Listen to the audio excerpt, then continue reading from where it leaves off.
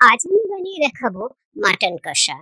এর জন্য আমি নিয়েছি 1 কিলো মাটন, যেটা আমি ম্যারিনেট করে রাখবো। 1 চামচ হলুদ, 1 চামচ কাশ্মীরি লঙ্কা গুঁড়ো, 1 চামচ জিরে গুঁড়ো, হাফ চামচ ধনে গুঁড়ো আর 1 চামচ সল্ট দিয়ে ভালো করে মেখে আমি 1 ঘন্টার জন্য ম্যারিনেট করতে রেখে দেব। ভালো করে ম্যারিনেট করা হয়ে গেলে 1 ঘন্টা পরে আমি কড়াইয়ে দিয়ে দেব 2 টেবিল চামচ মতো সর্ষের তেল। সর্ষের তেলটা ভালো করে গরম হয়ে গেলে আমি তাতে দিলাম গরম মশলা আর তেজপাতা ফোড়ন। গরম মশলার মধ্যে এলাচ, লবঙ্গ, দারচিনি আর জয়িত্রী দিয়েছি।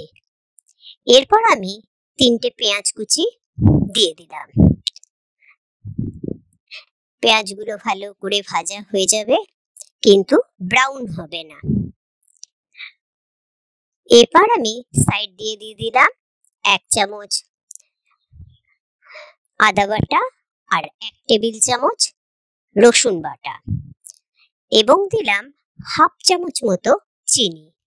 চিনিটা দিলে পেঁয়াজটা খুব তাড়াতাড়ি লাল হয়ে যাবে। এবং দিলাম 1 চামচ সল্ট।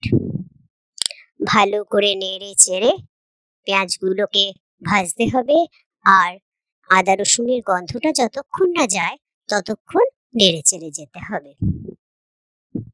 যখন কাঁচা গন্ধটা চলে যাবে তখন আমি এর মধ্যে দিলাম 1 চামচ হলুদ, 1 চামচ কাশ্মীরি লঙ্কা গুঁড়ো, 1 চামচ জিরে গুঁড়ো আর হাফ চামচ ধনে গুঁড়ো দিয়ে ভালো করে কষিয়ে আমি আগে থেকে ম্যারিনেট করা মাটনটা দিয়ে দিলাম। এবার আমি মাটনটা দিয়ে মোটামুটি 15 মিনিট মতো স্লো আঁচে কষাতে থাকবো। এই সময় আমি কোনো জল দেব না। মাটন থেকে যেটুকু জল বেরোবে সেটুকুতেই মাটনটা আস্তে আস্তে কষা হয়ে যাবে। এর মধ্যে আমি দিলাম 4টে কাঁচা লঙ্কা বাটা আর হাফ কাপ মতো টক দই। এখন ভালো করে কষাতে থাকবো, ঢেকে ঢেকে কষাবো 15 মিনিট মতো। যখন মাংসটা ভালো করে কষে যাবে, তেল বেরিয়ে যাবে, তখন আমি এর মধ্যে দিয়ে দেব 1 কাপ পরিমাণ জল। আমি যেহেতু এটা কষা হবে তাই বেশি জল দেব না। আমি এর মধ্যে একটু গরম মশলার গুঁড়ো আর দিয়ে দিলাম একটু মিট মশলা দিয়ে ভালো করে কষিয়ে প্রেসার কুকারে দিয়ে দিলাম। এবার মাটনটা প্রেসার কুকারে 3টে সিটি দেওয়া পর্যন্ত হবে। ভালো করে 3টে সিটি পড়ে গেলে দেখে নেব যে মাটনটা সেদ্ধ হয়েছে কিনা, সেটা আবার ফ্রাই প্যানে দিয়ে দিলাম। এই সময় আপনারা বলুন আপনারা কে কোথা থেকে আমার ভিডিওটা দেখছেন।